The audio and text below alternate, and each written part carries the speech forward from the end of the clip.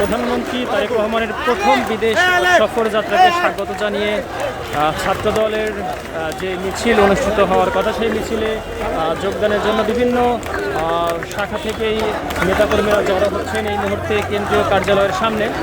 এবং মিছিল শুরু হওয়ার কথা বেলা 4:30 থাকলেও এখনও বিভিন্ন এলাকা থেকে, বিভিন্ন ক্যাম্পাস থেকে নেতাকর্মীরা এসে জড়ো হচ্ছেন।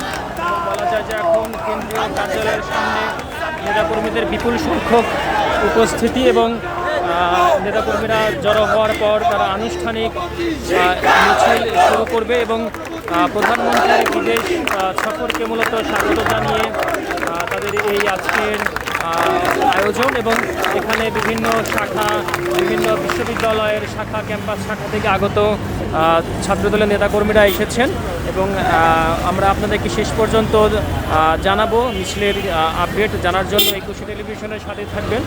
এবং এখন এই মুহূর্তে বলা যায় যে নয়াপল্টনে কেন্দ্রীয় কার্যালয়ের সামনে নেতাকর্মীদের ভিড়